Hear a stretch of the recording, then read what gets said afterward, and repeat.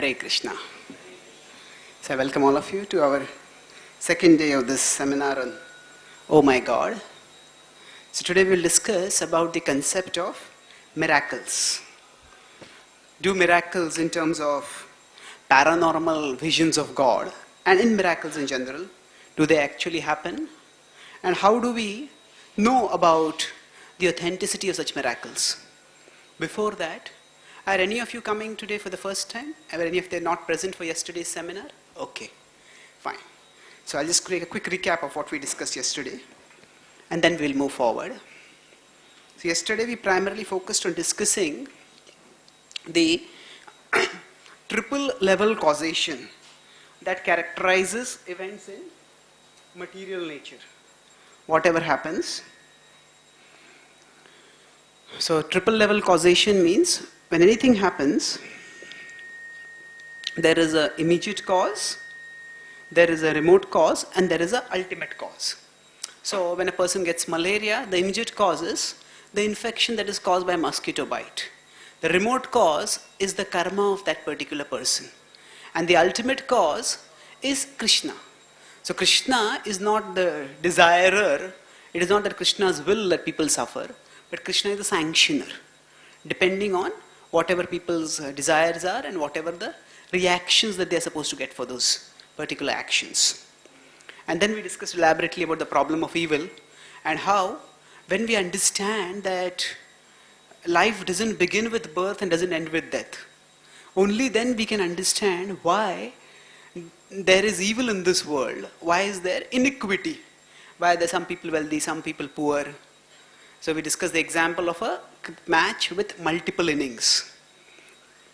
That if a team is starting with, match is starting with one team 0 score, another team 200 score, then it would seem that the person who, either the scoreboard is operating by chance or the organizer of the match is biased.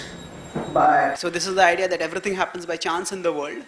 Why are some people wealthy, some people poor? It's just chance. Or it's arbitrary will of God. So that is, God is biased for or against some people. Both are difficult to digest, these options. So actually the understanding could be that one team has a higher score because it's playing a second innings. And in the first innings they have scored better. So that way we understand that in this world, whatever we experience, that is dependent on what people have done in their previous lives. So the iniquities of this world can be reconciled with the conception of a just God when we consider life from a multi-life perspective.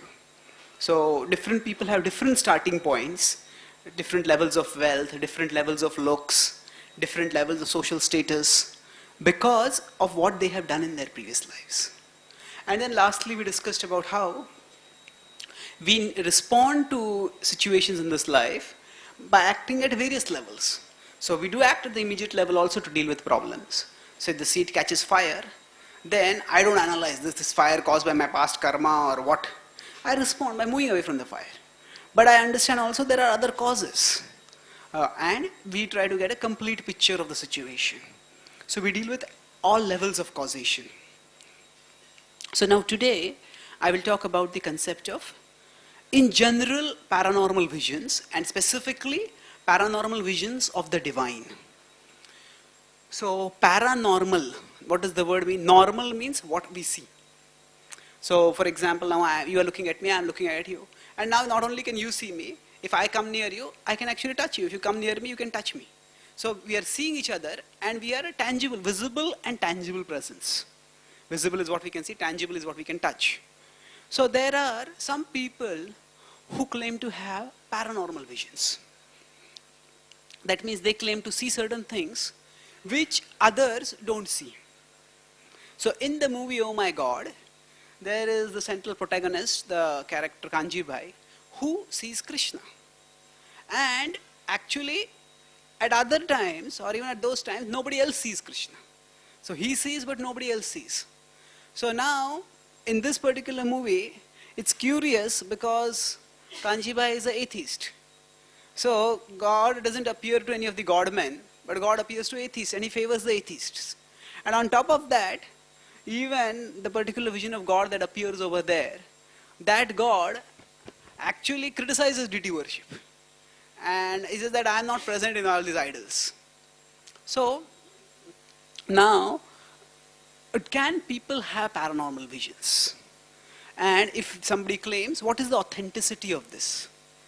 So in general, when we talk about paranormal visions, first thing is, it is important to have a healthy level of skepticism. So now, as I said, I'll be using this as a improvised blackboard. So whenever there are important points, even in the question answers, I will speak some points over there. So the Bhagavatam describes that doubt is a sign of intelligence. So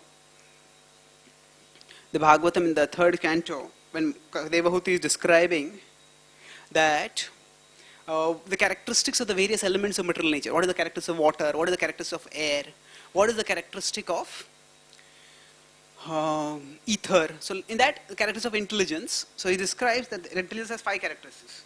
There is doubt, there is misapprehension, then there is discernment,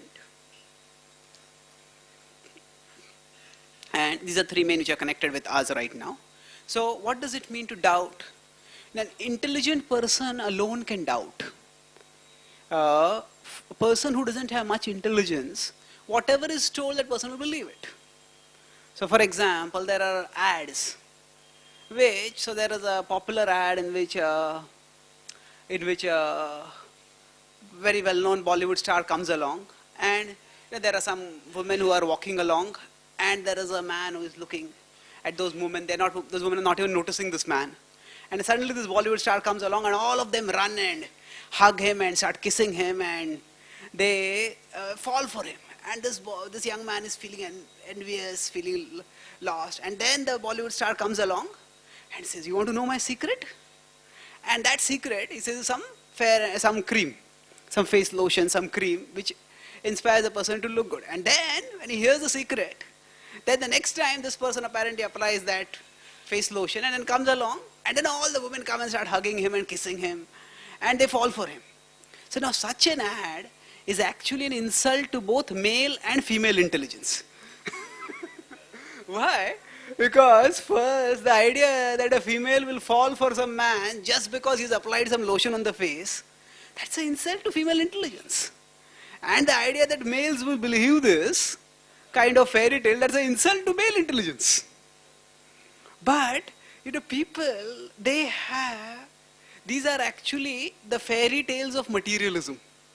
The whole advertising industry is offering fairy tales.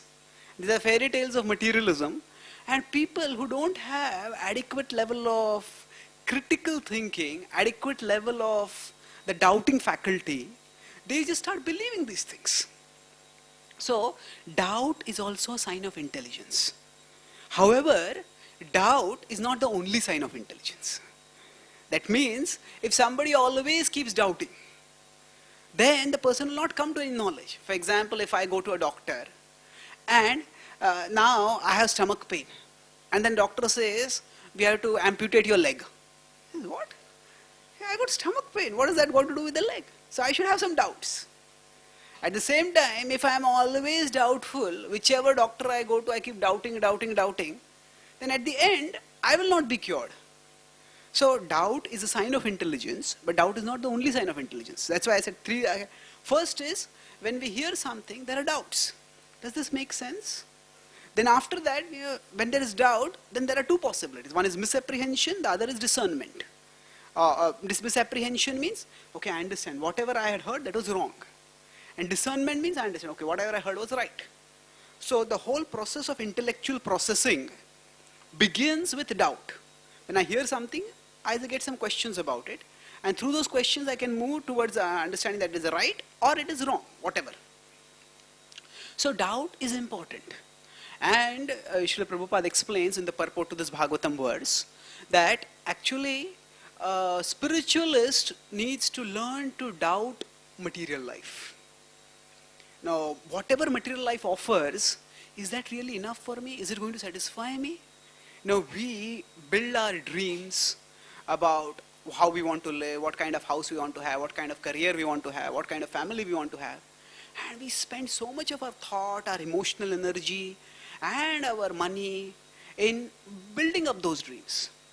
But despite all our efforts, it can just one bug, one blow, one bang can finish everything.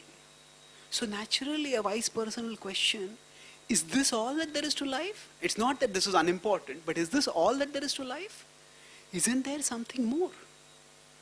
So, doubting material life doesn't mean rejecting material life, but doubting material life means that whether material existence is the totality of what we are meant to live. That is the beginning of the spiritual search. So doubt is important. Now doubt is important not just in material life, even when we come to spiritual life. There are so many people who claim to teach spiritual things, but in the spiritual circles also, there is so much chicanery, there's so much cheating happening. So we have to use our intelligence to discern. So this itself is a whole subject, but let us focus primarily with respect to miracles. So when somebody makes a miraculous claims, so generally there are three questions that we should ask. The first question is,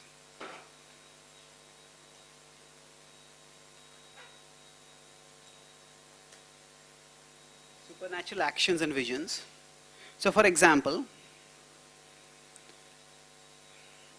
long ago a few years ago, there was this whole issue that some Ganesh deities were drinking milk. So now, the first question which we ask is, did it actually happen? Whenever somebody claims that, say, I saw God. So first question is, did it actually happen? Second question is, does it have no natural explanation? I'll explain these first, let me just. And third question is that the supernatural explanation comprise an act of God. Comprise something divine, something spiritual. So, if somebody claims that, okay, the Ganesh deities drank milk. So first question is, did it actually happen? And many times, there are two kinds of deceptions.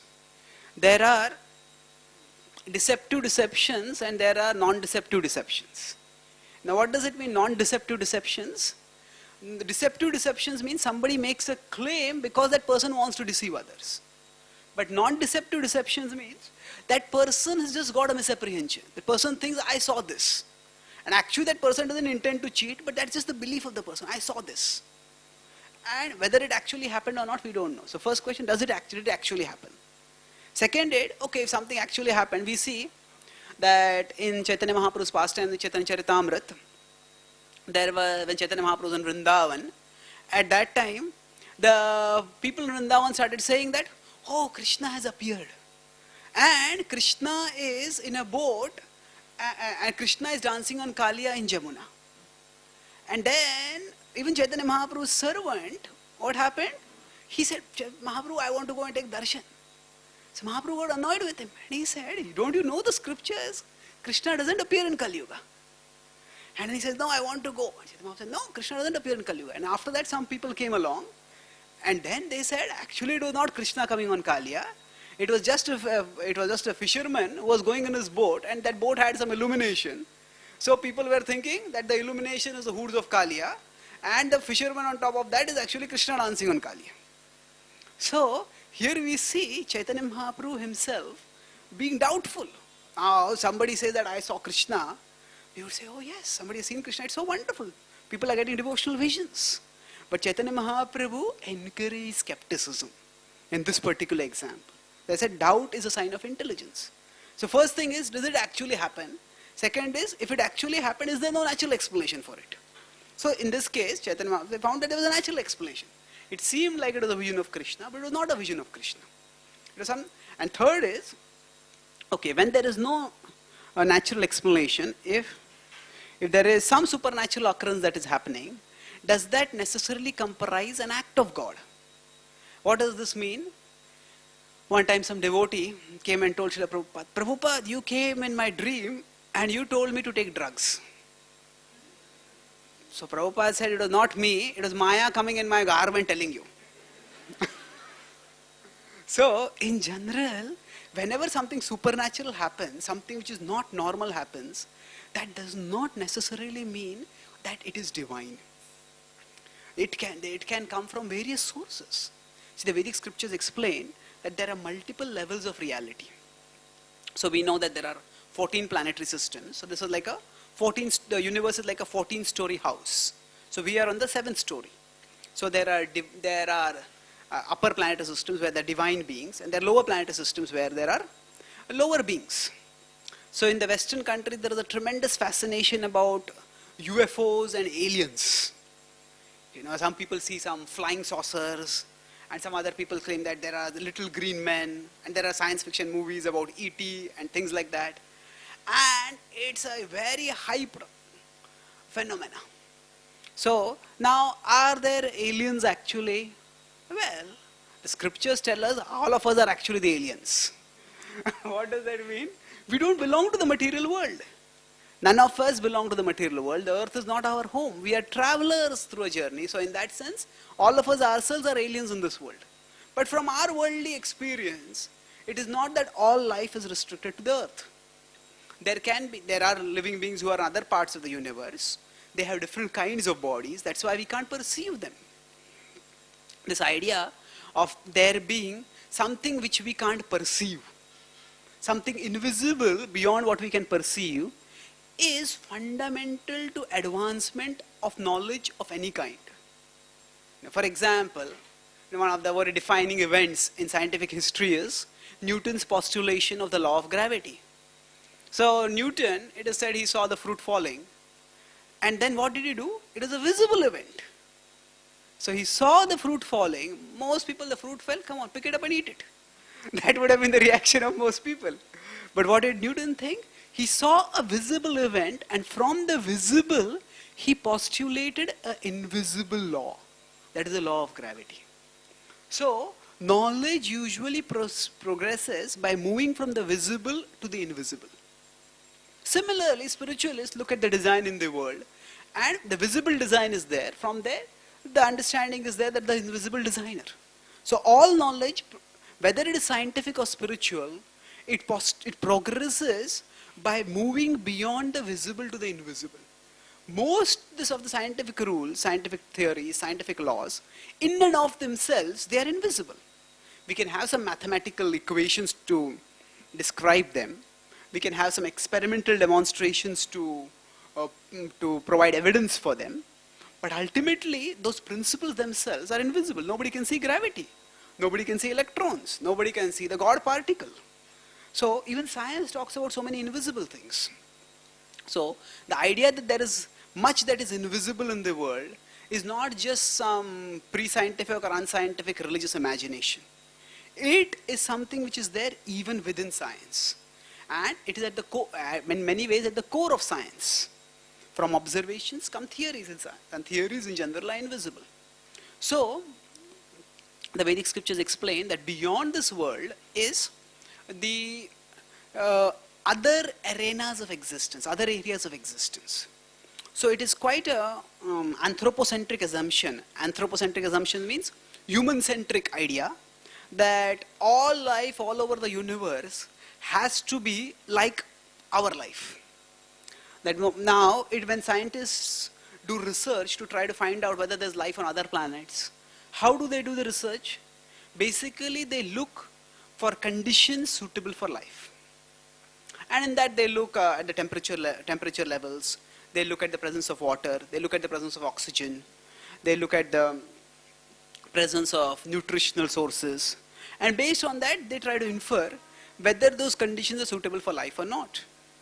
But with this framework of analysis, there is a very fundamental assumption that life everywhere has to be the way the life as we know it here. And that is not necessarily true. Why? We can look at it from a spiritual perspective, philosophical perspective, and even from an empirical perspective. Now, scientists on the earth itself have found life forms called as extremophiles.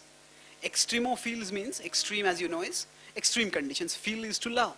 So these are life forms which love extreme conditions.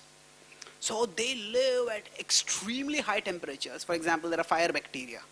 Or they live at extremely low temperatures. Now, deep under the ocean bed, actually they have said they have found some not just microscopic organisms, but organisms visible to the naked eye, large enough for that. They never see sunlight, they never get oxygen, they live in the rocks, and they actually get all their necessities of life from within their environment. So this was inconceivable just a couple of decades ago. But now these kind of life forms are known to exist. So even from our empirical perspective, life exists in various ways, and it's not necessary that all life has to be the way we know it. And from the Bhagavad Gita perspective, the Bhagavad Gita makes it very clear that life or consciousness or Atman is not destroyed by anything material. Achedyoyam adayoyam akladdoshosya evacha nitya sarvagatasthanurachaloyam sanatanaha. So in 24-25 verses in the Bhagavad Gita, second chapter, Krishna describes that the soul cannot be destroyed by all the things which destroy matter. So achedyo, weapons can penetrate the body, they cannot penetrate the soul. Fire can burn the body, fire cannot burn the soul. Water can wither away, wind can dry away material things, but they do not dry away the soul. So that means the soul in principle can exist anywhere. And when the soul exists anywhere, then the soul can get an appropriate body according to the environment over there. So that's why the Vedic scriptures accept the fact that there are aliens, in the sense that there is life on other planets and other areas of the universe, and those people from other areas of the universe can also visit here. So there is one Srila Prabhupada's scientific disciple, the late Dr. Richard L. Thompson, Sadaput Prabhu. He's written a book called Alien Identities. And in this book, Alien Identities, he compares the description of the flying saucers that modern UFO researchers have come across with the description of Shalya's airplane which attacked Dwarka. Shalya got an airplane from Lord Shiva, and that was a mystical airplane. It is described in the Bhagavatam, that 10th canto, that the airplane would appear at one place, suddenly disappear, appear at another place, or just move rapidly in one direction, second direction, and it had all sorts of mystical abilities. And that is the kind of description that is often found of the flying saucers. So what basically he says is, it's not that we are saying that any particular vision of the flying saucer, somebody makes it true. What we are saying is that there are explanations for this in the Vedic worldview.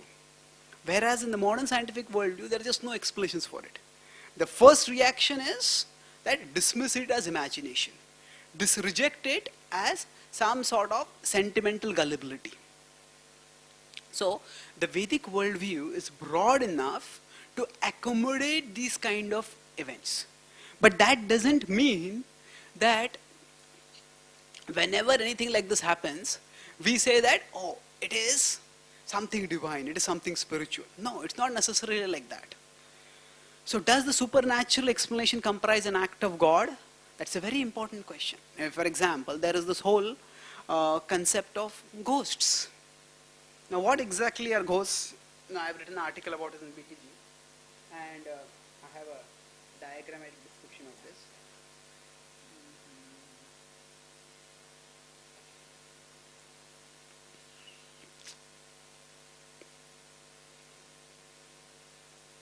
So now what are we discussing over here? Anything that is supernatural, that it is not necessarily divine. So supernatural can also be ghostly. So let's understand what are ghosts. So I hope you can see these three circles over here. So there is the soul, there is the subtle body, and there is the gross body. So now we exist at these three levels: the physical, the psychological, and the spiritual.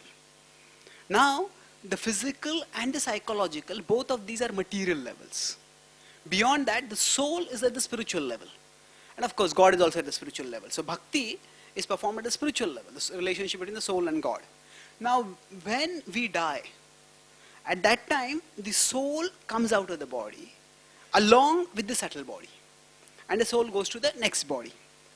So see, here you will see that the gross body is dead on the departure of the soul. And then the soul along with the subtle body comes out. So normally speaking, the soul along with the subtle body will go into another body. But if by some peculiar karma, the soul does not get a new body, a new gross body, then such a disembodied soul is called a ghost. So what are ghosts? Ghosts are souls like us, in the sense that they are similar to us as souls, but they don't have bodies like us. So because they don't have bodies like us, so they are actually in a different way of existence right now. Now the ghosts, when they exist, now what happens with these ghosts? They have desire just like we do, because those desires are present in the mind, in the subtle body. Just like when a person is sick, imagine somebody is sick and there is a birthday party at home, and that person has got sickness because of which he can't eat anything. So everybody else is feasting and this person is told to fast, or maybe just eat some soup or something like that. Now what happens? The desire to eat is there because the mind still has all those desires, but the bodily instrument for eating is no longer there, it's not suitable. Then it's a state of misery. Similarly, in the case of ghosts, in the subtle body the desires are there, but those desires cannot be fulfilled because there is no gross body to fulfill those desires.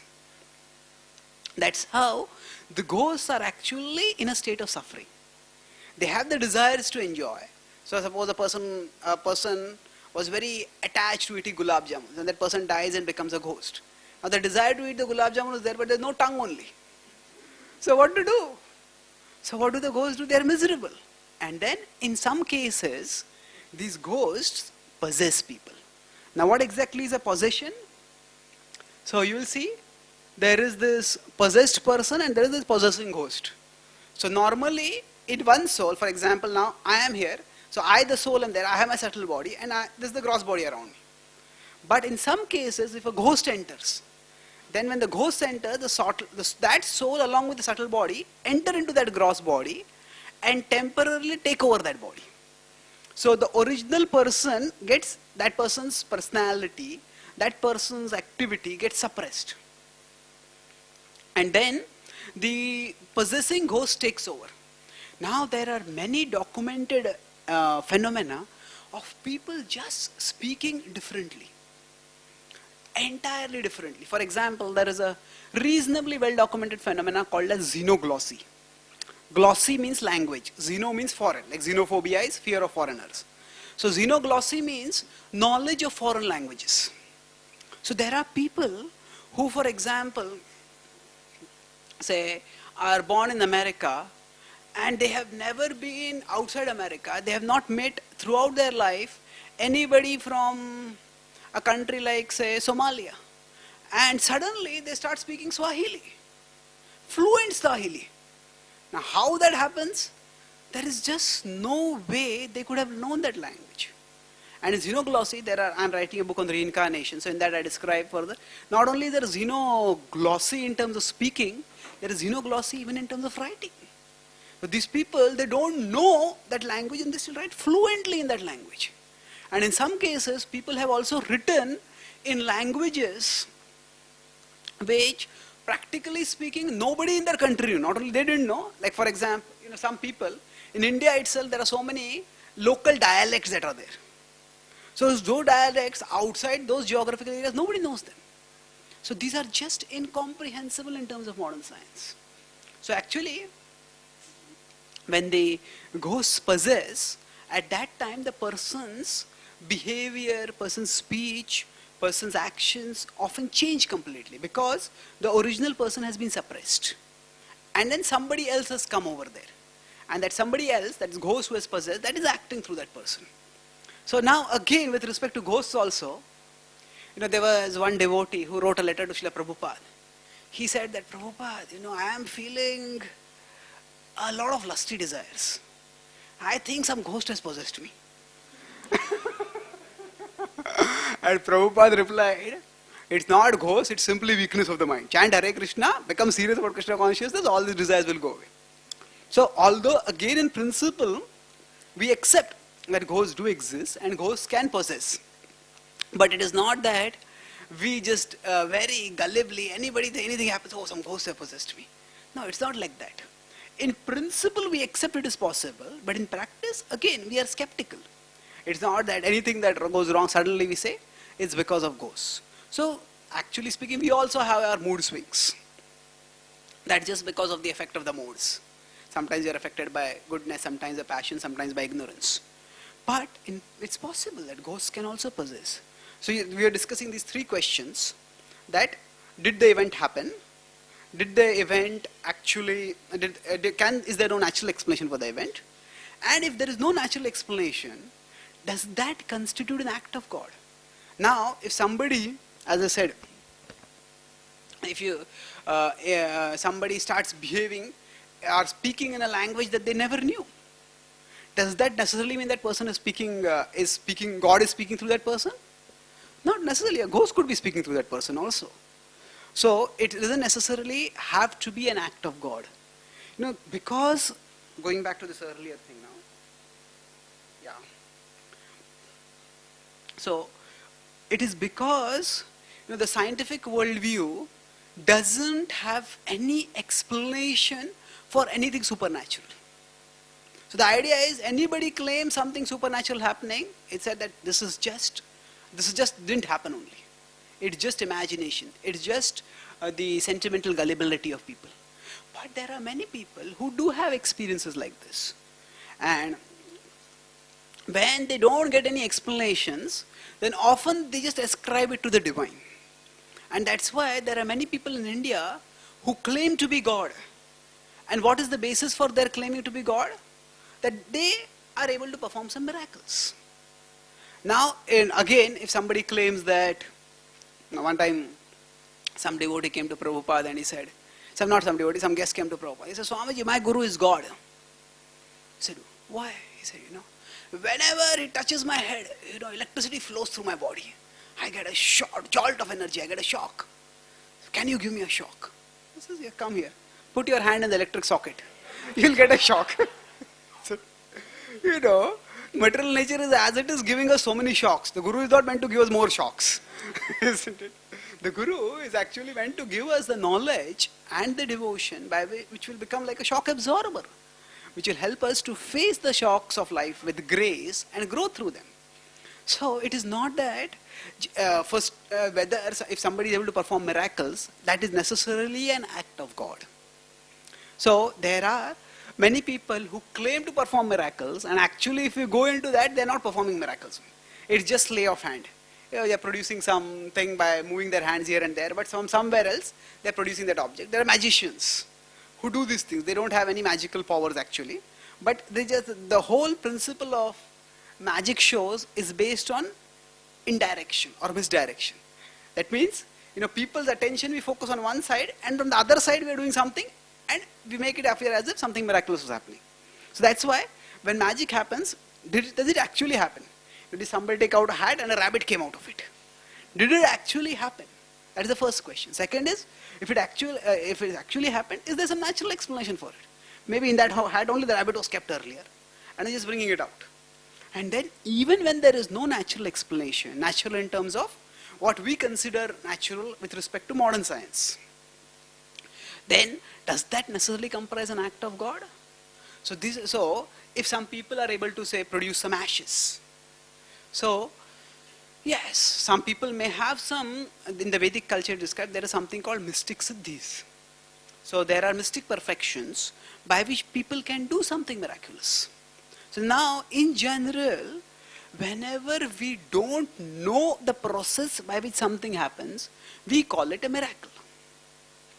As soon as we understand the process, then often we stop calling it as a miracle. That means, say, if there is acid and an alkali, a red acid and a blue alkali, which you mix it together, and right proportion you mix it, and then we get a white product. Say we get salt and water. So now, Somebody may say there's a red liquid, there's a blue liquid, and suddenly a white liquid came out. It's a miracle. Now somebody who doesn't have any knowledge of the process by which that is happening will consider that to be a miracle. But one who knows the process understands that it's not a miracle. For example, if I have a cell phone. Now, a person who has lived in a tribal area and knows nothing about telecommunications, suddenly you press some buttons and you hear the voice of a person who is thousands of miles away. This is a miracle. No. One who understands the basic principles of telecommunication will understand it. It is not a miracle. There is a process. So generally, when we don't understand the process by which something happens, we call it a miracle. And when we understand the process, understanding the process demystifies the event. Demystifies the event, and then we think, okay, it's not a miracle. So similarly, when somebody is able to produce an ash, so somebody just moves some hands and say, utter some mantra, and suddenly ash comes out. And they say it's a sacred ash, it's a holy ash. So now, is that really an act of God? No, the Vedic scriptures explain that there are various siddhis. So there is a siddhi called as Prapti Siddhi.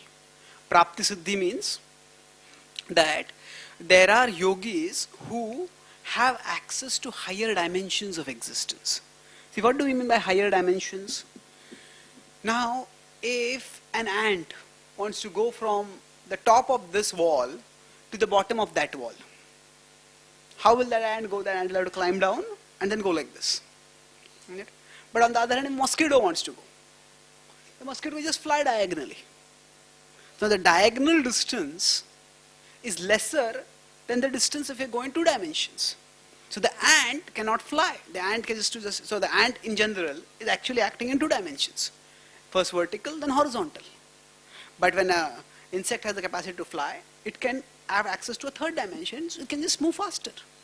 So in general, when we have access to more dimensions, the distances become shorter and the methods of access become more sophisticated.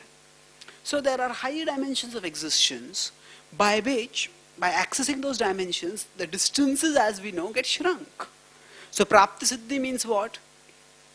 That when the yogi is claiming to produce some ash, so basically there is some fireplace, there is some storehouse where ash is kept, and the yogi, when he's moving the hand around, at that time the hand extends through that access, through that higher dimension, and reaches the ash and produces it over here.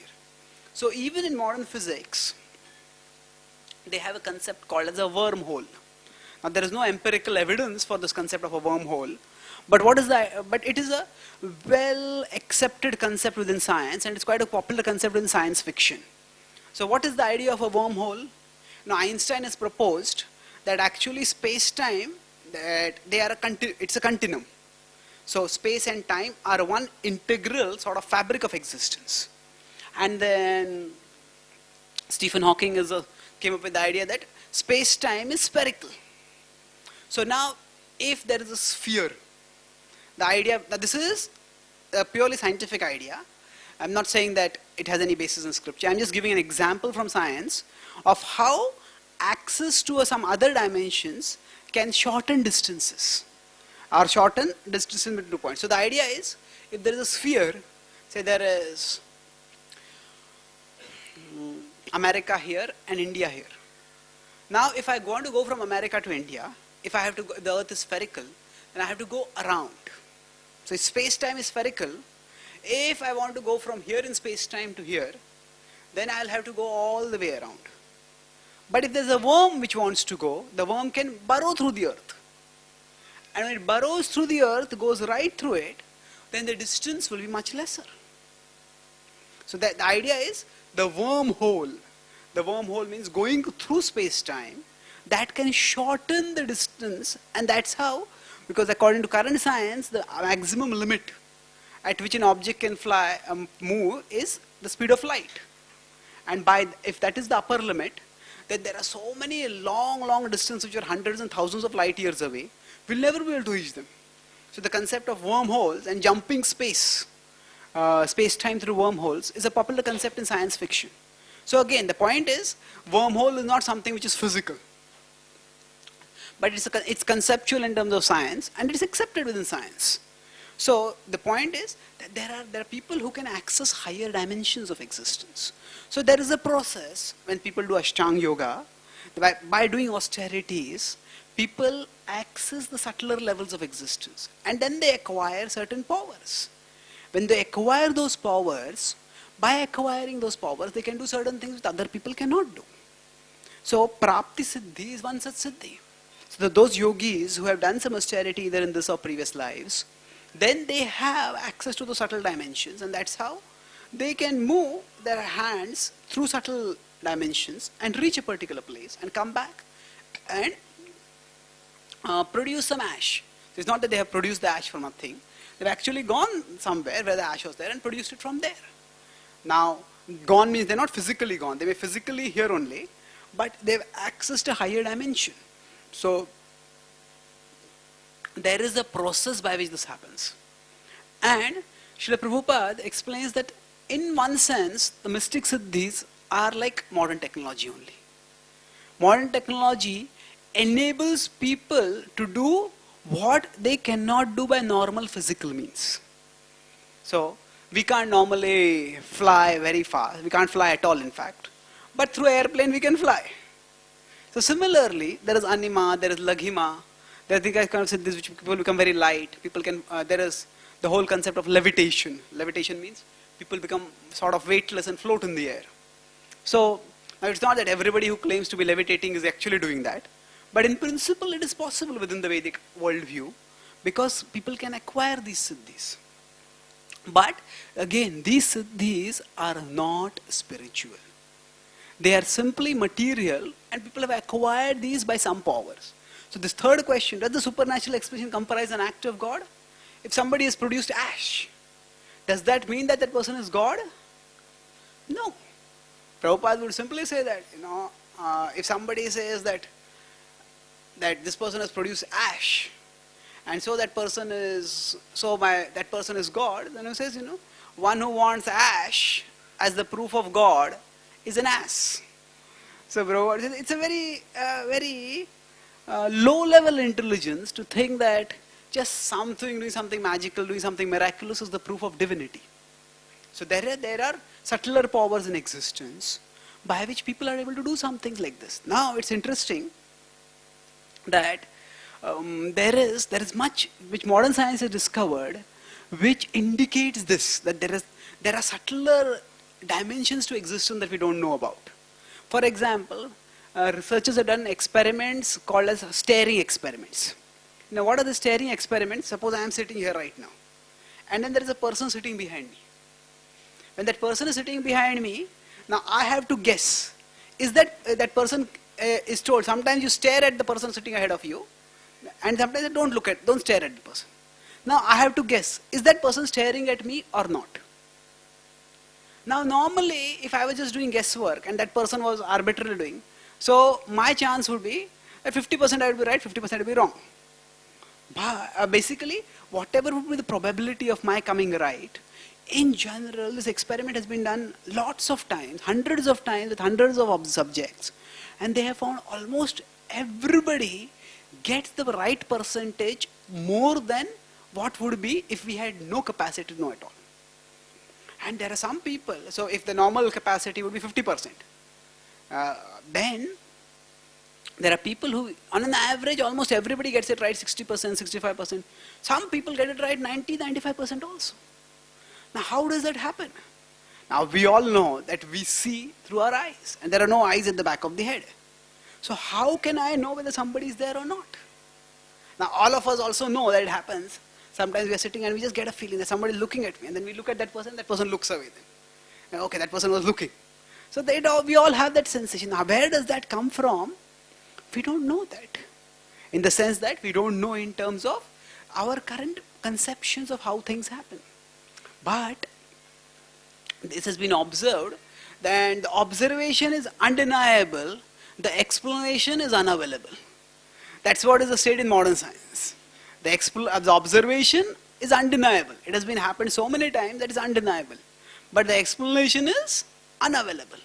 So again, this is not to minimize the contributions of modern science. Science has also progressed in its reach of knowledge, in particular spheres of knowledge. So, science has progressed a lot in the understanding of gross reality. And we discussed about this. And there is gross matter, subtle matter, and soul. So science has studied the gross matter quite extensively, and has got a lot of insights about that. But the subtle matter, it has not understood much, and spirit also not much. That's why there is much that science has not actually understood. So in principle, when something supernatural, something paranormal happens, that does not necessarily mean it is an act of God. So now, after going back to this third question, where the answer is no. So was that supernatural intervention an act of God? We discussed it can be an act of ghosts, it can be an act of aliens, it can just be our own feelings. Now let's look at some examples where God acts in such ways. So we see that in the famous pastime of Madhavendra Puri, discovering the deity of Krishna in Vrindavan, Krishna appeared in paranormal visions on several occasions. Now actually, if you see, there are 4 occasions. First is, how many of you know the story of Madhavendra Puri and Madhavendra discovering the deity of Krishna? Okay, half of you. So I'll not go into the full story, but I'll just describe briefly the story over here. So Madhavendra Puri was a great saint who lived 2 generations before Chaitanya Mahaprabhu. Chaitanya Mahaprabhu was 500 years ago, so he was approximately 550, 600 years ago. And he was completely devoted to Krishna. So when he came to Vrindavan, and he was so renounced that he would not even beg for food. If somebody would come and give food, he would accept.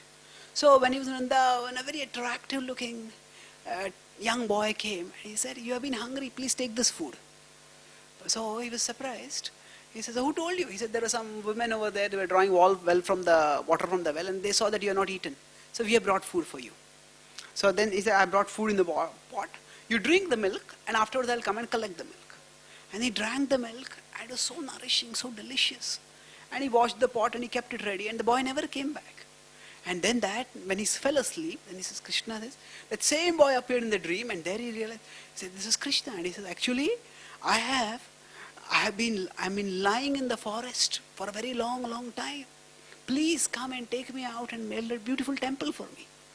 And then Madhavendra Puri just, the sleep snapped out and he realized, Krishna himself, that boy who had come was actually Krishna. And this was Krishna, and I did not recognize Krishna. How unfortunate I was. I just treated him to be an ordinary boy. He was lamenting. He said, "No, there's no point in my lamentation. Actually, I'm a servant of Krishna and I should serve him. Krishna has given me a particular service." So then he went and started searching. And then he went into the forest and he got the villagers together, and they all went and they searched. They hacked their way through the thick vegetation. They found there's a beautiful deity of Krishna. The deity of Krishna is called, this is Gopalji. So actually the Gopalji deity only. And then they discovered the deity and they built a beautiful temple for that. So in this case, Krishna appeared firstly in a vision when he was conscious, and secondly, he appeared also when he was sleeping. In both these situations he appeared, and what happened? He got those paranormal visions of Krishna. So in the Vedic, now there's a long story, but the point is Krishna did appear. So in this case, Krishna can appear. Now, for example, in the Vrindavan Leela, it is described that Krishna lifted Govardhan hill. So now, lifting of Govardhan hill, if there is any paranormal event, that is a big paranormal event. How can you lift a hill? Now some skeptic may ask, if Krishna lifted Govardhan hill, how did he find the center of gravity to put his finger over there so that he could lift up? Well, Krishna doesn't have to find the center of gravity because he is the source of gravity. He is the source of gravity, and as a source of gravity, the law of gravity functions under his will. Maya adhyakshena prakriti suyate sacharacharam. So Krishna described that material nature is working under his will. So, under his will when it works, then by his will the law works, and when he wants, the law can be suspended. So, Krishna has the power to intervene in material nature and change its normal course of functioning. He can do that, and there are examples in scripture. As I gave Govardhan Leela example, Madhavendra Puri's example. So Krishna can appear in paranormal visions. So now the important point is, if we see this pastime, it goes further. And then, so first time when Krishna appeared in this vision, and then he told, and then he came in the dream and told, please find this deity. And when they found the deity and they built the temple, all the villagers over there glorified Madhavendra Puri. You are such a great saint that Lord Krishna came in your dream. And then, Lord, because of you, the Lord deity has manifested, the temple has manifested, and they started glorifying him a lot. And then after that, what happened? Krishna came in a dream again, and he said that, actually I have been exposed to the elements for so long, I am feeling terribly hot. And please get some chandan for me. And chandan was not available in Vrindavan. Please go to Jagannath Puri and get chandan from there. Now, he had to, at that time, he was not a king. Even kings had to go through horses and chariots. He would have to walk and go all the way. Now, he could very well have said, I didn't get the dream only. Now, if you could say, the first dream, what happened? The first dream gave him glory. And the second dream caused him a lot of trouble. The trouble in the sense that he had to do so much hard work, travel through so many dangerous areas. Actually, at that time, that part of the country was ruled by Muslims who were quite inimical to the Vedic culture. Then Bengal was ruled by, again, Muslims. And then Puri, the area of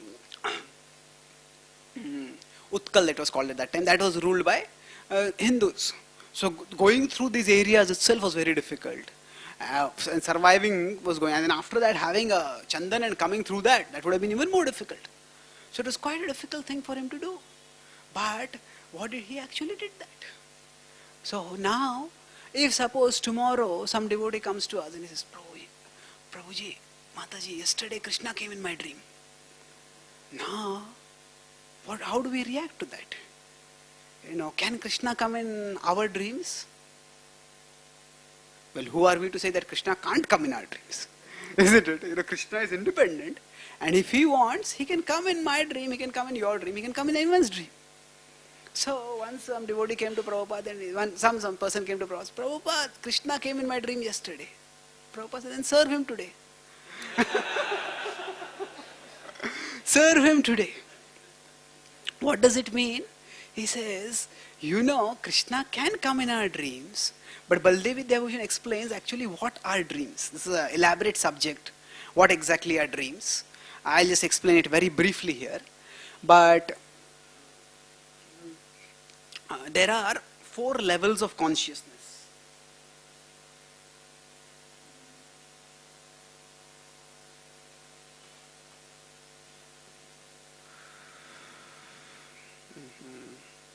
So here if you see,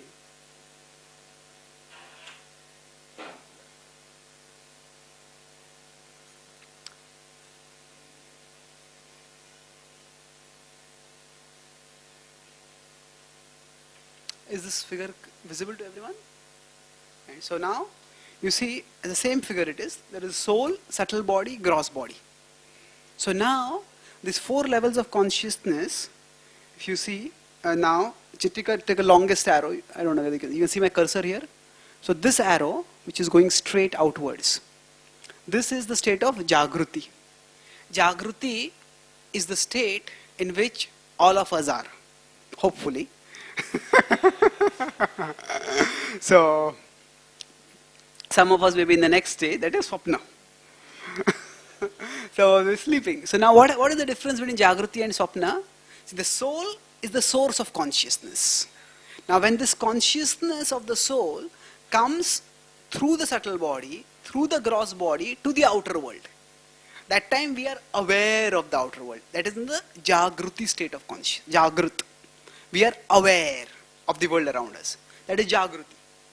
Now, when the soul's consciousness is rooted to the subtle body, but not through the gross body, at that time, we are in the Swapna stage. In the Swapna stage, what happens?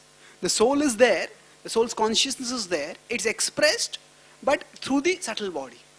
And that's why, generally speaking, when we are sleeping, we are not so much aware of what happens around us. Because the soul's consciousness is not rooted. Now what do I mean by rooted? Rooted means, for example, now I am sitting here, there's a door over here. If the door is closed, then I can't see what is outside the door. If the door is open, I can see. So right now my consciousness is not rooted outside the door, it is within the room. So like that, when we are asleep, then the consciousness is not rooted from the subtle level to the gross level. And that's why we are not aware so much of the gross reality. And beyond that, so every night when we go to sleep, the consciousness gets withdrawn from the gross body and goes into the subtle body. And when we get dreams, then the consciousness is active at a subtle level. And then when the consciousness is entirely withdrawn, that is very deep, dreamless sleep. That is called as sushupti. Sushupti means the consciousness is not at all expressed outwards. So the sushupti in its actual sushupti stage is when the whole universe is destroyed and the souls are actually withdrawn back into the body of Mahavishnu at the time of the destruction of the whole universe. That is when sushupti occurs. And beyond that, when the soul's consciousness is redirected towards the spiritual realm, that is called as Turiya, or it is also called as Samadhi. So now, what is shown on this side is the spiritual reality. This is the material reality. So when the soul's consciousness is directed towards the spiritual reality, that is the state of Turiya or Samadhi. So now,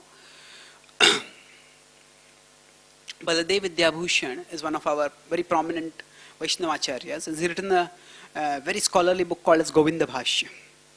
So that is a commentary on the Vedanta Sutra. And in Govinda Bhashya, he analyzes, are dreams real? He says, what happens in the dreams? Is it real or is it not real? Now, the point that he makes is that in the dream state, events happen. And in some events, we are observers, in some events, we are participants. But in none of the events are we the supreme controllers. Even when dreams happen, this happened, and I did this, and that happened, and that happened. But it's not that everything, even in dreams, happens according to our plan only.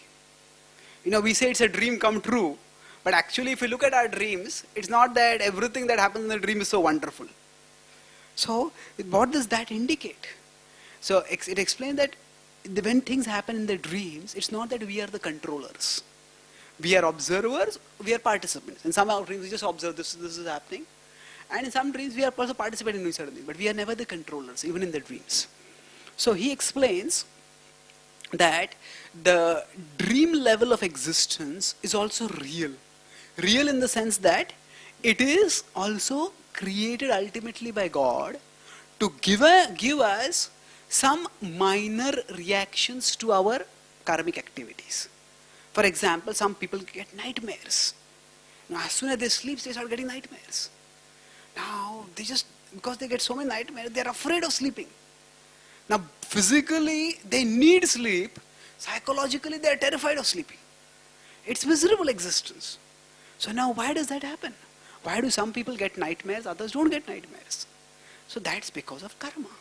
Certain people have done certain karma by which the reactions are coming in dreams. So now even the material world, that is a gross level, as I said, some people are born wealthy, some people are born poor. So some people say who are born poor, and their day may be a constant struggle. Their lives may be a constant struggle. Of course, wealthy also have their own struggles in a different way. But there will be different levels of struggles that are there. So why is this variety there? This variety is there because according to karma we discussed earlier, previous innings. So this same applies even to dreams. So whatever kinds of dreams we get, the dreams are also, we are getting reactions to our own past activities. Some people get pleasant dreams. So pleasant dreams are also reactions. They're good reactions coming up to us. Now the difference is that the gross material world is created using gross things. And through those gross things we get reactions. So for example, now if I am in this room and it becomes very hot, then the gross heat will be a reaction for me. Now it's very cool and comfortable and cozy. That's another reaction. It's a positive reaction. I'm getting comfortable. So now in the subtle realm, actually speaking, whatever happens is made to happen using subtle things. That means what is subtle? Mind, intelligence and ego are subtle. So everything in the dream world is made of subtle things. But the important difference from with respect to dream experiences and Sapna experiences and Jagruti experiences. The critical difference is that in general we can't really consciously exercise our free will. Things happen to us and we respond. But it's not suppose you see in a dream, we consciously plan, should I do this or should I do that? And then after that we plan. It doesn't happen generally like that in the dreams.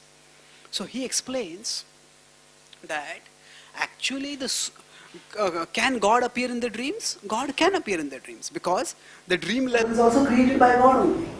The dream level in the sense that it is orchestrated by God to give us our karmic reaction. In some cases, God can appear. But we make spiritual advancement when we exercise our free will properly. Ultimately, what is spiritual advancement? Spiritual advancement essentially means learning to love Krishna. The more we love Krishna, the more we become spiritually advanced. And loving Krishna is something which we have to choose to do. Each of us has to choose to love Krishna. We can love the things of this world, we can love Krishna. So, when the things of the world tempt us, we reject those things, we turn away from these things and we turn towards Krishna. By exercising our free will in this way, we learn to love Krishna. And by that, we make spiritual advancement. So, in the Jagruti stage only can we exercise our free will. In the Swapna stage, we do not exercise our free will. Now, why am I talking about all this? Because I told this in the anecdote of Srila Prabhupada that somebody said that Prabhupada, Krishna came in my dream yesterday. And Prabhupada said, serve him today then. See, what happens in the dream is Krishna's grace. So, Krishna's grace is wonderful if you get the grace. But what will make us spiritually advanced is our exercise of our free will. So, only when we are awake and we exercise our free will and we choose to love and serve Krishna, will we make spiritual advancement. So, can Krishna come in our dreams? He can. Now, we may get certain dreams in which we think we are seeing Krishna. Is it really Krishna coming in the dreams? How can we know? Whether Krishna comes in our dreams or not, we will become spiritually advanced not because Krishna came in our dreams. We will become spiritually advanced because we wake up and start serving Krishna more diligently. So the important thing is not what happens in our dreams. The important thing is what happens after we wake up from those dreams. That is really more important. So, for example, if somebody claims that Krishna came in my dream, now we don't have to suddenly fall at the feet. Oh, you are a Mahabhagavat Vaishnava, Krishna came in your dreams. Nor do we have to become very cynical. You're a Sahajya, sentimental. Why do you claim, how can Krishna come in your dream? I saw what you do, what kind of TV programs you watch, what kind of channels you browse. I know how materialistic you are. How will Krishna come in your dream? We don't have to go to either of these extremes. Yes, Krishna can come in somebody's dreams. But important thing is what happens to our commitment to serving Krishna. That is important. If somebody claims that Krishna came in my dream, then it's okay, if Krishna has come in the dream, that's wonderful. But what would Krishna want you to do? If Krishna came in my dream and told, stop chanting Hare Krishna, don't go to the temple, don't associate with devotees, then that is not Krishna coming in the dream. I said, Prabhupada, that's Maya coming in the form of Krishna. So, in general, again, coming back to this point, yesterday there was a question about how can we do the will of Krishna? So I explained that Krishna reveals his will to us through Guru, Sadhu and Shastra, through the scriptures, through the spiritual master and to the general saintly teachers. So, generally for us, our primary praman is the source of knowledge, the reliable source of knowledge. So our primary praman is Guru, Sadhu, Shastra. Is Guru, Sadhu, Shastra. And Krishna reveals his will to us through Guru, Sadhu, Shastra. And Krishna is independent. Krishna can communicate through us through paranormal means also. He can come in dreams, he can come in mystical visions. It's possible. But Krishna's paranormal instructions will always reinforce his normal instructions. That means Krishna in the scriptures tells us, think of me, love me, serve me. And Krishna in the dreams when he comes, he will also tell the same thing. So if Krishna's paranormal instructions are contrary to his normal instruction, normal in the sense of coming from Guru Sadhu Shastra, then we should be ourselves a little bit suspicious. This might not be Krishna. I shouldn't take this very seriously. So certainly Krishna can come in paranormal visions. But the test is not whether Krishna has come in the paranormal visions. What is Krishna saying? So if my normal commitment to Krishna consciousness is increasing by Krishna coming in my dreams, that's wonderful. And I don't have to, I don't have to go around claiming to the world that Krishna came in my dreams. I may tell it to some devotee, close devotee friends. If you see, now Srila Prabhupada, he had a darshan of Krishna. When he was in Jaladuta, he got the 2 heart attacks, and after that Krishna came and told him, I will take care of everything. And I have arranged everything for you. But when Srila Prabhupada was doing his normal preaching, Srila Prabhupada did not claim that his authority for preaching came because he had the darshan of Krishna. He said, I am preaching because my spiritual master has given me the instructions. And I am coming in a parampara that comes from Krishna.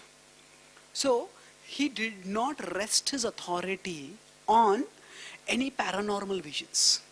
He rested his authority on the normal channels of authority. The normal channels of authority is the connection with the spiritual master and the connection with a parampara that goes on to Krishna. So the same applies to deities. I started this with Ganesh deities. Now there are many temples where some people may say that, oh, the deities perform some pastimes here. That, the deities do this, deities did this. Now we know that Khirchor Gopinath deity, that the same pastime Madhavendra Puri goes on. So actually there's a temple in Remuna in Bengal where the deity kept some pot of kheer so that could be given to Gopinath. So now deities can do miraculous things. But now if some devotee says, this deity has performed this pastime. Now how do we know? That there may be some temples in Mayapur where certain deities perform some pastimes. Now how do we know that that particular pastime has been performed or not? Now ultimately it depends on the credibility of that person who said, okay, Lord Narasimhadev came here, Lord Jagannath went here, Lord Jagannath did this. So now every tradition has its primary sources of praman and it has secondary sources. There is folk traditions, or there are folk stories, there are folk traditions, and these sort of claims of pastimes with devotees of the deities, they can be true, they can be, they may not be true. We don't have to make a judgment about them. There may be very advanced devotees with whom the deities can actually reciprocate. And if we say that it is false, it can be wrong. We can become offensive. On the other hand, it's not that everybody and anybody who claims that deities are performing some pastimes with me, it's necessarily true. So, in general, we understand that this is not our primary pramana.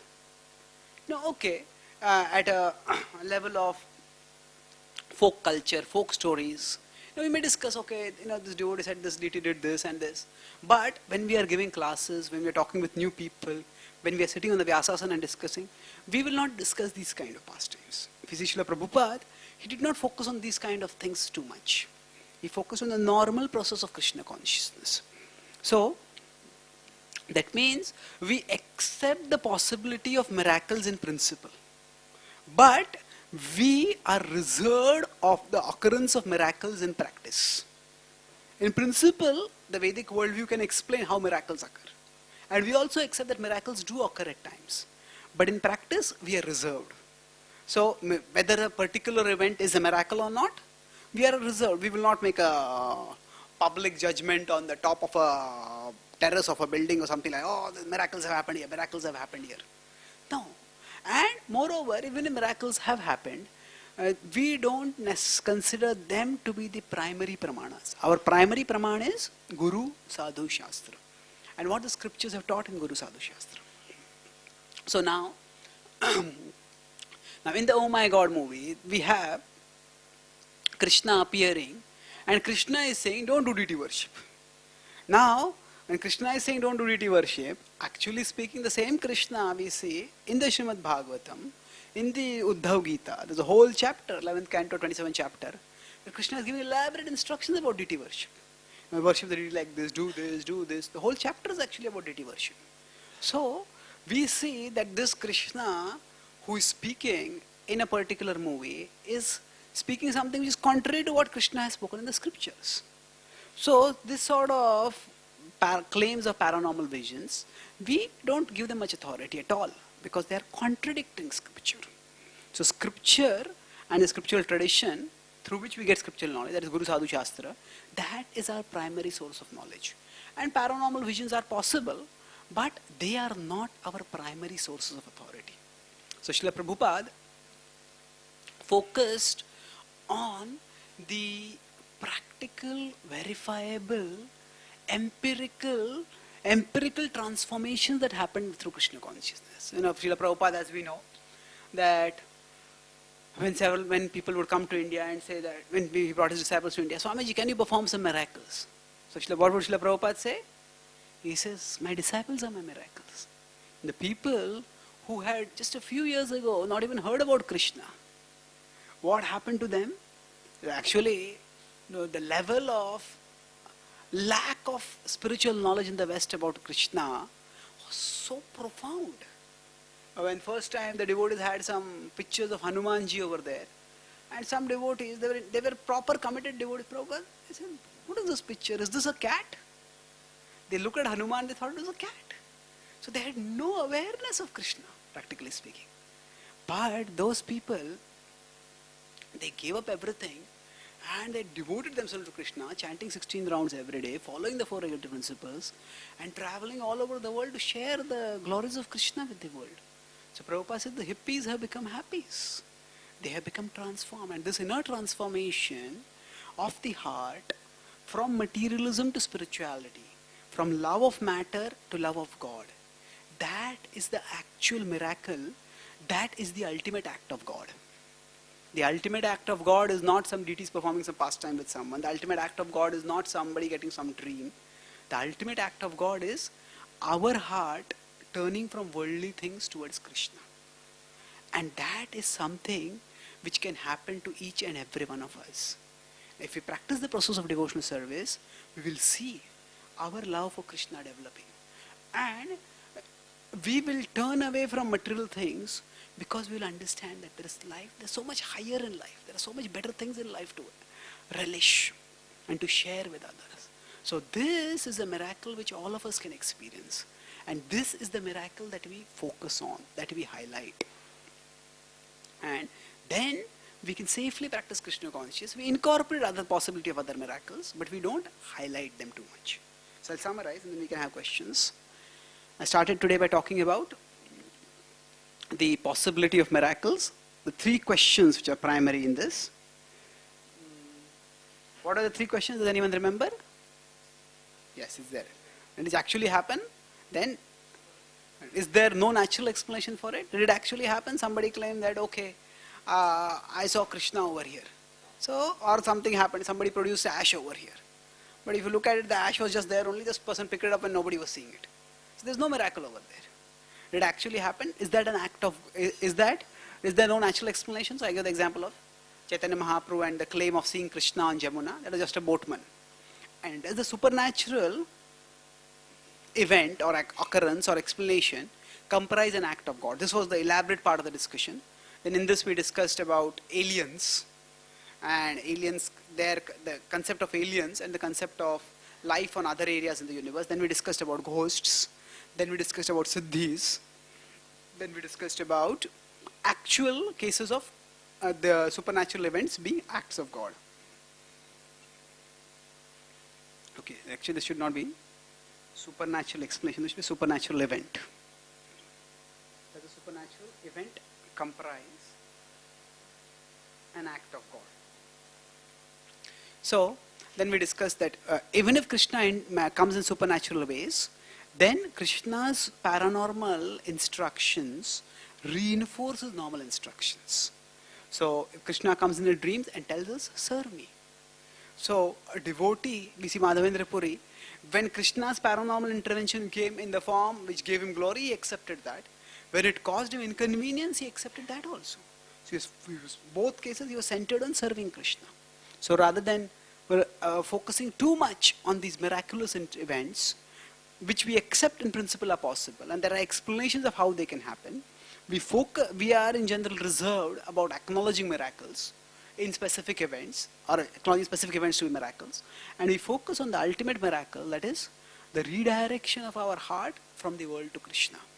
And to that, because that alone will purify us, that alone will take us back to God, that alone will free us from this miserable material existence and take us to the abode where there is always eternal supreme happiness. So thank you very much. Are there any questions?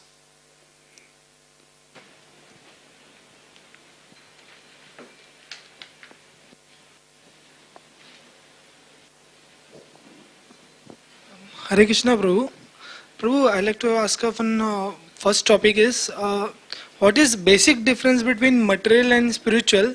Second, what is the the example was given in Bhagavad Gita as upside down banyan tree. And third, what does Satchidanand means in reality?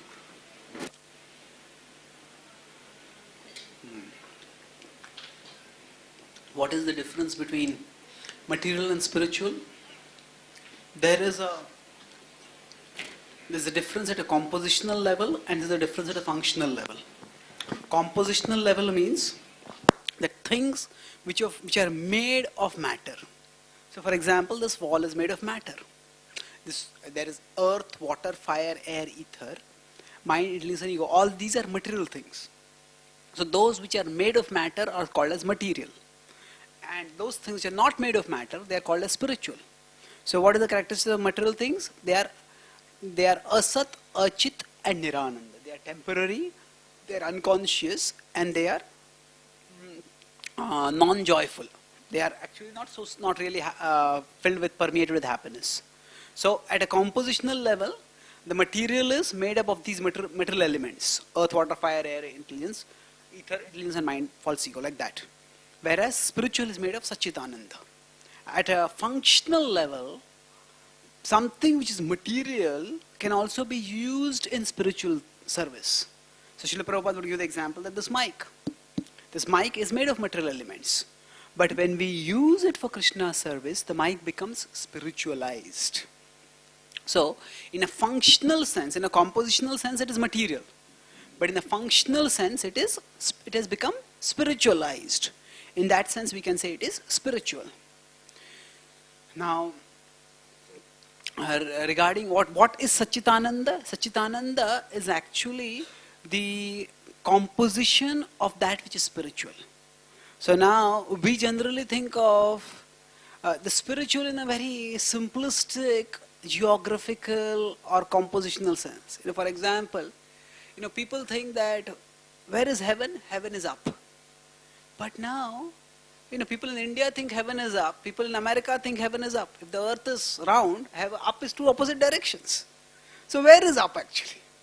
So, actually when we say up, that is not in the simplistic geographical or geometrical sense. That up is a higher level of existence based on karmic qualifications. Similarly, we see the map of the universe, which is there in the cover of the Bhagavatam. Okay, the material world is over here. And then there is the spiritual world starting over here. We think of it as if they are just geographical neighbors. The material world is just as India and China are geographical neighbors, so material world and spiritual world are geographical neighbors. It's not like that. It's a completely different level of existence. For the sake of our conceptual understanding, we describe, okay, the material world is here, the spiritual world is here. But it's quite subtle, it is quite profound. So the idea of something comprising of Satchitananda, that is quite difficult for us to understand. So essentially in the spiritual world, everything is conscious. Everything is chinmaya, it's filled with consciousness. And everything is eternal. Everything is sat, chit, ananda. Everything is permeated with bliss. So, Satchitananda is the composition of everything spiritual.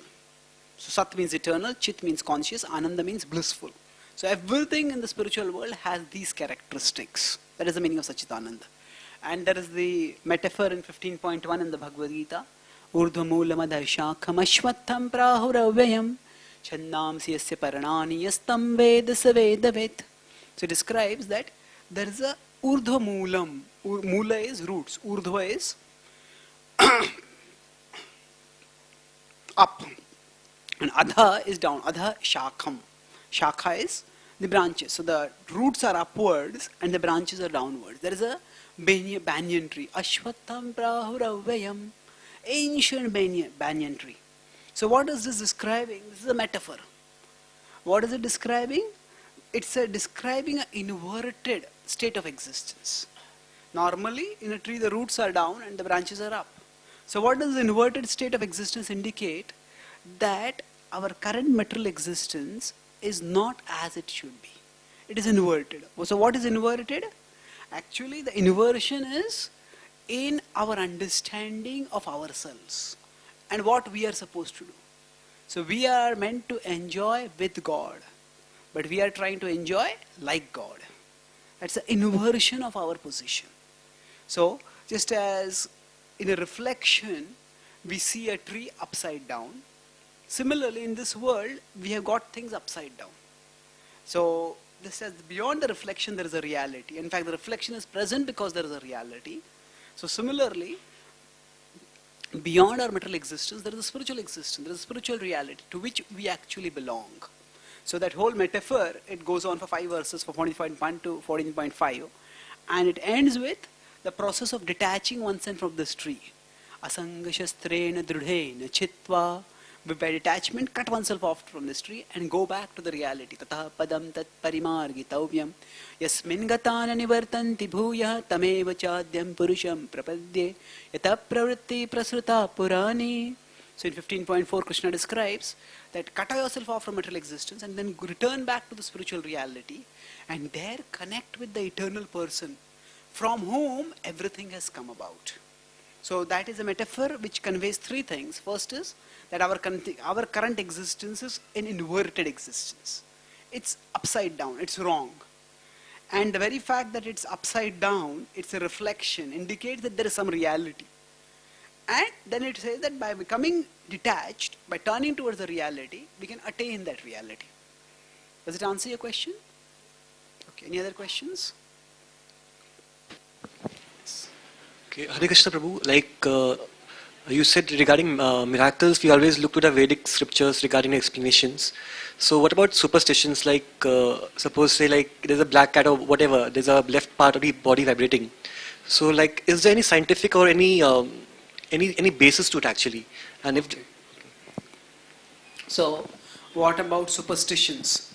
Say for example, a black cat going along the way, that considered to be a apshakun, or some part of the body twitching, is that some inauspicious sign?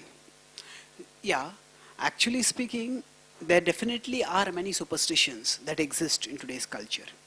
But the basis of calling something as a superstition is not that it doesn't make scientific sense.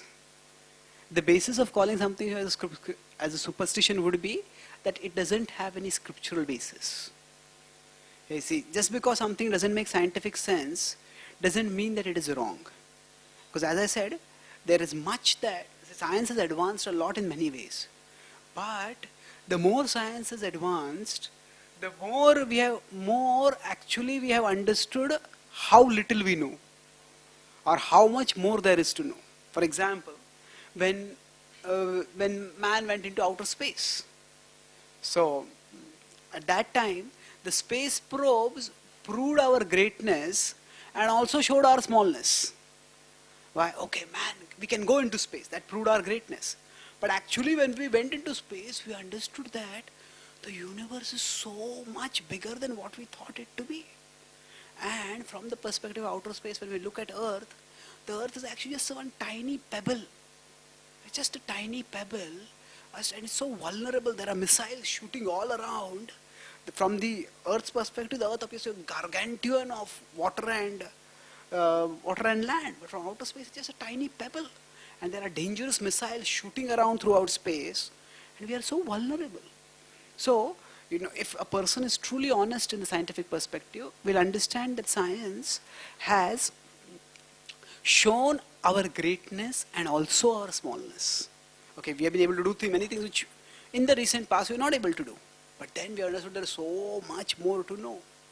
So, now for example, when there are earthquakes, now this has been empirically demonstrated repeatedly that before earthquakes, animals start behaving in abnormal ways.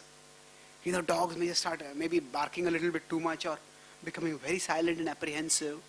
And ants, this has again been done research that ants, their behavior changes. You know, they instead of just going around and normally collecting their food, they may stay more in their own ant hills. So scientists have found that the animals, they behave in different ways.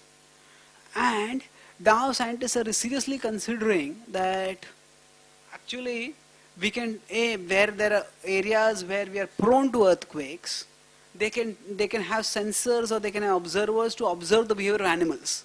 And through that we can predict earthquakes. So now the question comes up, you know, we with all our scientific technology, we can't predict earthquakes, and how are the animals able to predict? So now scientists try to come to some explanation that maybe when before an earthquake is going to happen, there are the tectonic plates which are vibrating and they are going to shake.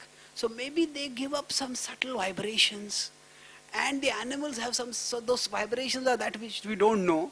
How the tectonic plates are those vibrations, produce those vibrations, we don't know. And how the animals can sense those vibrations, we don't know. But this is something happens like this by which the animals are able to sense it. So the point is, if the history of science has shown us anything, has taught us anything, a true scientist will admit that it has taught us humility. It has taught us humility. That means just because science cannot make sense of something today, we shouldn't necessarily dismiss it as superstition. There could be explanations for this. There could be indicators of things to come. So in the Vedic scriptures, it is described that there are omens of things. Omens means that basically they are like traffic signals or weather forecasts. So traffic signals do not create the problem. Some people, if there is a black cat going along, you know, maybe I'll make sure that we'll kill all black cats in the neighborhood. So no black cats will go along. You know, that is not the point. No, it's like saying I have a road and I see the red signal on the road, I'll just destroy all red signals. Then I can go without any stopping on the road. No, that's not the solution. So, just as we understand that when there's a red signal, for me, for a person who has never traveled in traffic earlier, that person says, you know, all of you are moving along, suddenly somewhere light changes, all of you stopping. Why are you stopping? It doesn't make any sense. But for a person who understands there is a whole system of management of traffic, stopping at the red signal makes sense, perfect sense. So similarly, there are systems of omens which are much more subtle and much less comprehensible for us at our level. So that's why, again, we accept that the principle of omens are there and they can happen. And they do indicate certain things. The Mahabharata, Ramayana, they talk about omens. But at the same time, it is not that we are constantly observing things and are paranoid. Hey, this happened. Is this a good omen? Is this a bad omen? Is this a good omen? Is this a bad omen? No, we primarily focus on doing what is right. On doing what is good. Especially if we are devotees of Krishna and we are trying to serve Krishna. Krishna is above all auspicious and auspicious things. So we take care of things. We are careful in doing things, but we are not paranoid. So again, so to summarize, omens are possible. That they are basically like traffic signals or as weather forecasts.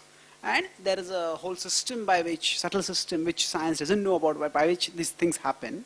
So how does the cat know that something bad is going to happen to me?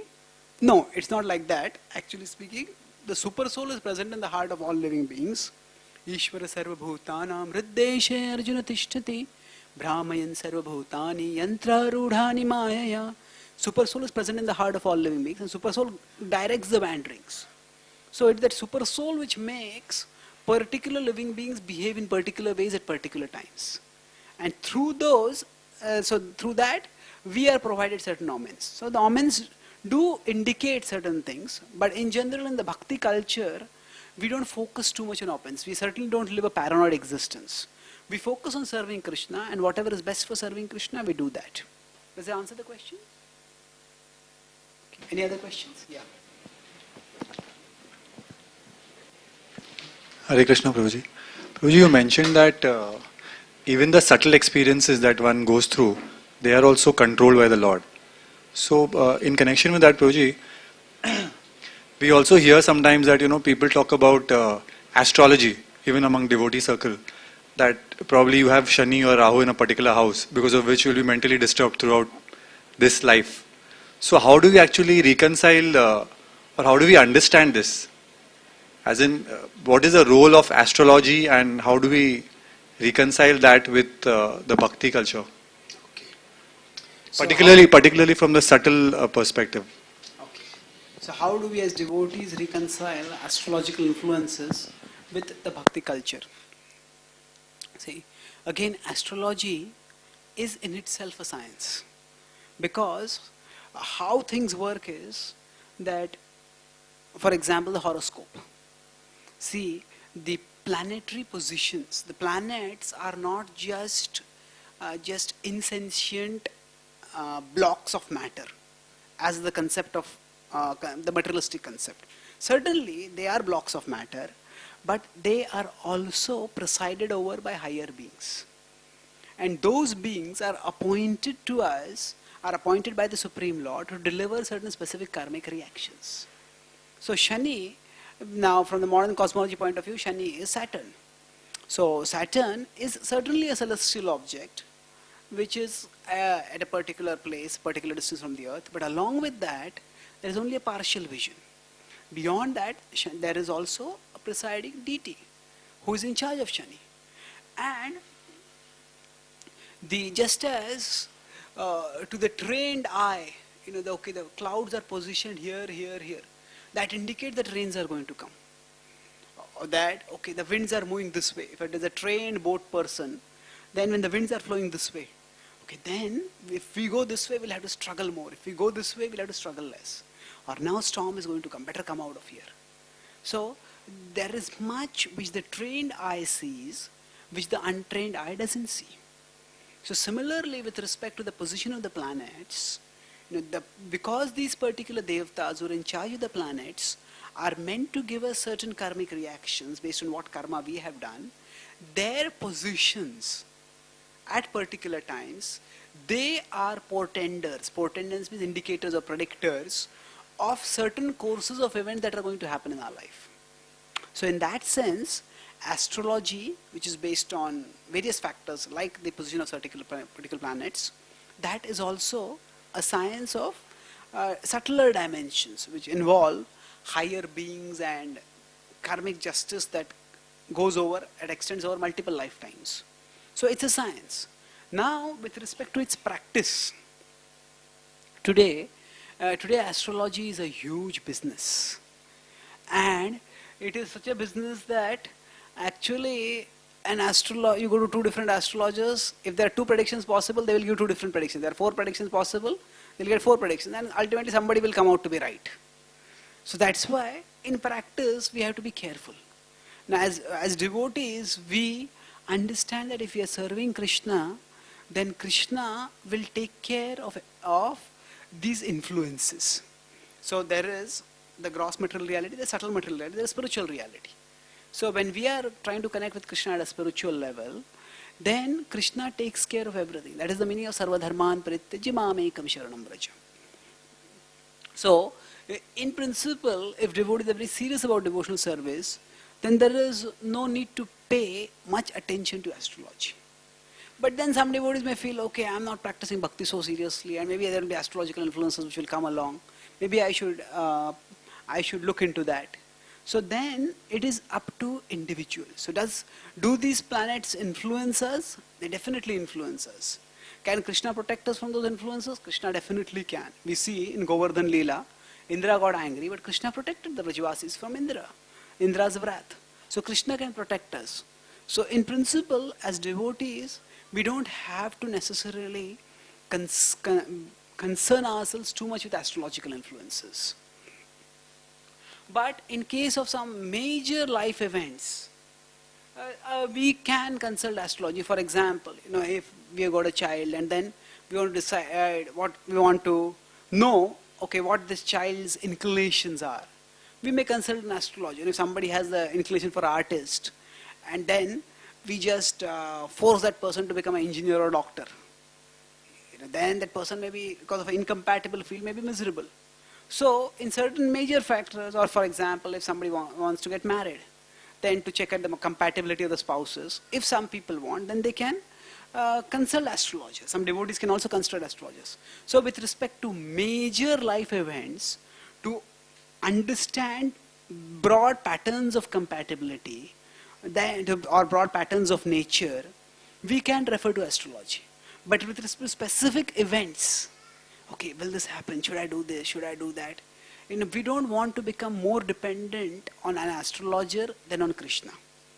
So we don't have to make an astrologer what often a psychologist is for depressed people. People are depressed, everything's a problem, go to psychologist, go to psychologist. So as devotees, we don't have to become so dependent on astrologers. So even if we don't consult astrologers, and if we are seriously practicing devotional service, that is fine. If you feel, if by our culture, our upbringing, our social circles, we feel that we should consult some astrologers, then for major life events, we can consult astrologers. But we don't have to focus it on for every single event in life, every single thing. So in general, we focus on depending on Krishna and practicing devotional service. And that is the way we express our faith in Krishna, and we focus on the practice of devotional service. Does it answer your question? Yes. Any other questions? Hare Krishna, Prabhu. Prabhuji, actually I want to ask about super soul, Paramatma. Yeah. It is in the Gita it is said that during death, the living entity, Atma, takes away the senses away. And in the birth, it is I don't know where I've read, but the Atma in the womb prays to the Lord. And when he comes out, he forgets about the Lord. So during the transition period, does the Atma talks or reacts with the Paramatma? And second is, when you talk about ghost. So where was the super soul? When if a person becomes a ghost, where does the Paramatma goes? Okay. So in the stage of the child being in the womb, does the soul talk with the super soul? Not all souls. Certainly the souls who are in the wombs of lower species. For example, there is a soul inside a egg which is going to become a chicken. That doesn't talk with the super soul, because that particular biological form is not suited for so much development of consciousness. So generally in lower species it doesn't happen.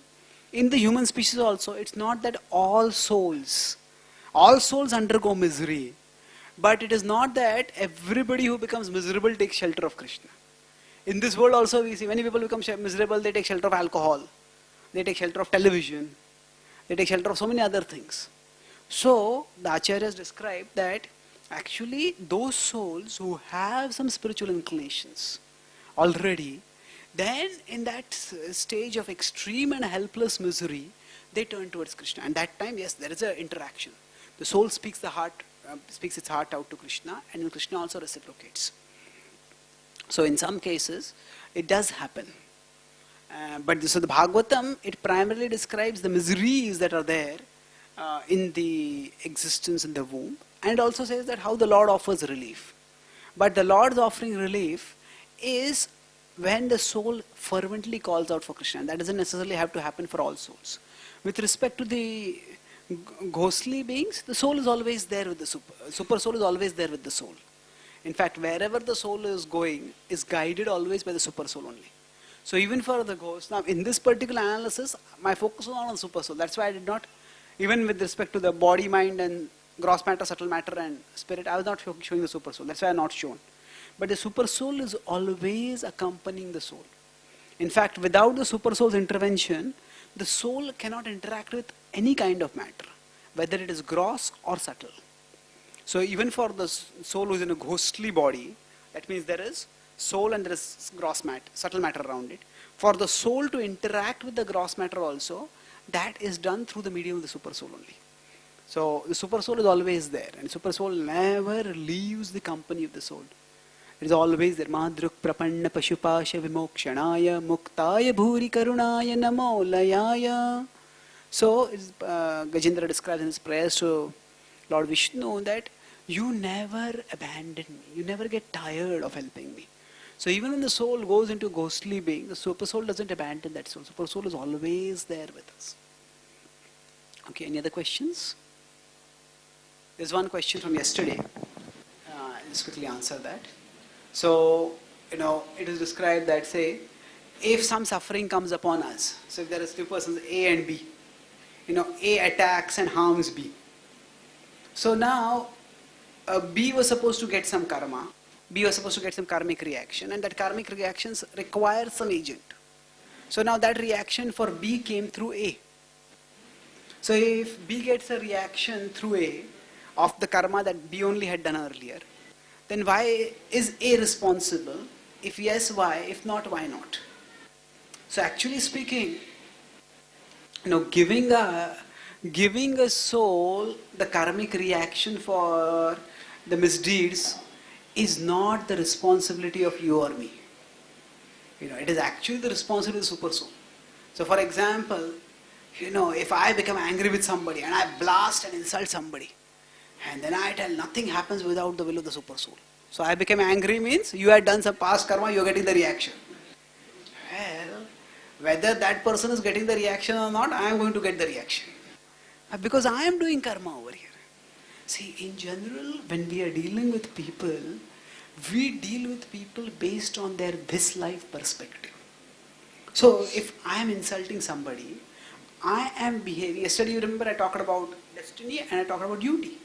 So one aspect of our duty is to behave responsibly, is to behave sensitively. So if I become short-tempered, if I become angry, if I disrespect or insult someone, then I am acting improperly. It is not, so when I am behaving with somebody, it's not my concern what that person's karma was. That my concern should be what my dharma is, what is my duty, and how I should act. So now, yes, B had to get the karmic reaction, and that is the super soul's responsibility, how to give the karmic reaction to B. A's responsibility is, what is my duty? How should I behave responsibly in the situation?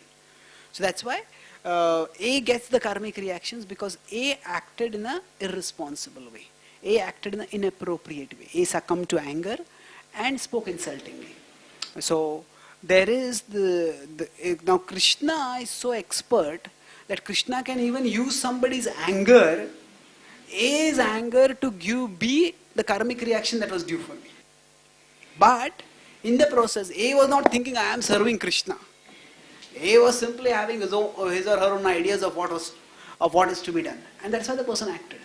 So in general, we don't rationalize our misbehavior by saying that other person's karmic reaction is coming. Nor do we, if somebody else is behaving wrongly with us, it's not that we just have to continuously tolerate it, and just go on in an abusive relationship, thinking that this is just my karmic reaction.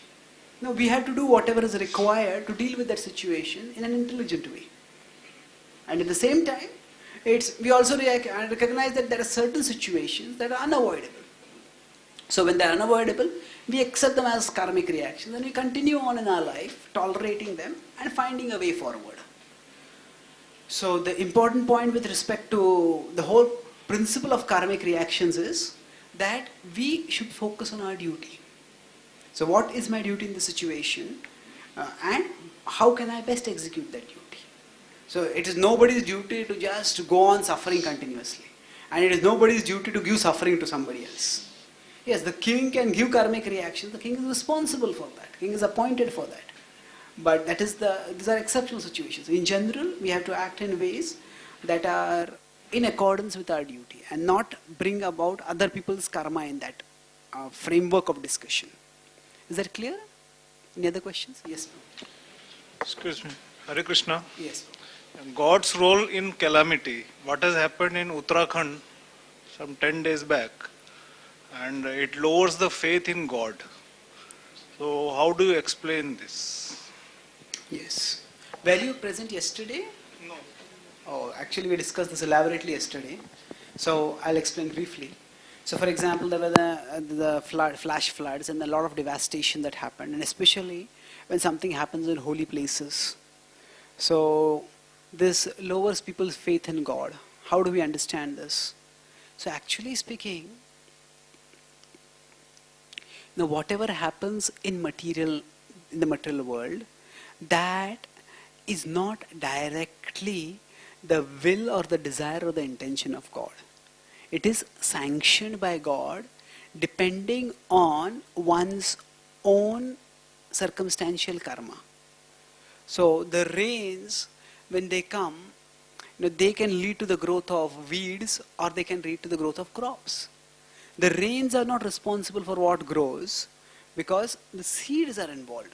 Seeds determine what grows. The rains are a general cause, but the seeds are a specific cause. So now when natural disasters like these happen, they are caused not by God directly. Actually, there is a whole subtle system of action-reaction. And that action-reaction system is triggered by our actions. So our actions bring reactions. Now, these actions bringing reactions can be comprehensible to the human mind, or sometimes they may not be comprehensible to the human mind. For example, if I put my hand in fire, I get burned. There is an immediate comprehensible connection. If I smoke, I get cancer. That is not immediate and comprehensible. But one has medical knowledge, that person understands that. But beyond that, there is the whole karmic science that is there, karmic knowledge that is there.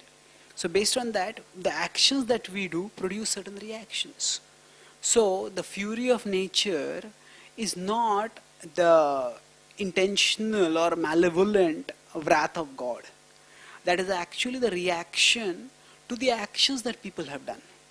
So, if we look at the history of humanity, and if we look at especially at reason, we have destabilized the ecology so terribly. We have destroyed the forests, we have ruined the topsoil, we have polluted the rivers, we have slaughterhouses which kill so many animals, and we have wreaked havoc on the planet. So when we destabilize nature, that nature also produces certain reactions by that. So what we are experiencing are reactions to our own destabilization of nature. Now, this will happen in various places. And when it happens in the form of natural calamities, and for example, even when it happens in holy places, what do we understand is that the holy places are holy not because they are immune from material disturbances. They are holy because they enable us to connect with Krishna. So the Bhagavad Gita is holy not because, if I put the Bhagavad Gita in fire, it will not burn. The Bhagavad Gita's holiness is not because of its fireproofness. The Bhagavad Gita's holiness is because it can connect us with Krishna. It can give us the wisdom, it can give us the insights by which we connect with Krishna. Similarly, the holy places are holy because they offer us an arena to connect with Krishna. So their holiness is not that they are immune to material disasters. Material disasters that happen in other places can happen in these places also. And they are caused not by God, they are the reactions to the actions that we have done in the past. Is it clear? So yesterday we had discussed about karma elaborately, and you can get a recording of that, and maybe you can hear that further to understand this. So we will continue tomorrow, and we can have more question and answers tomorrow also. Tomorrow I'll discuss more about fate and free will and how the two interact. We discussed about it yesterday. We will discuss about more. Tomorrow we'll have much more time for question and answers also. Thank you very much. Srila Prabhupada ki.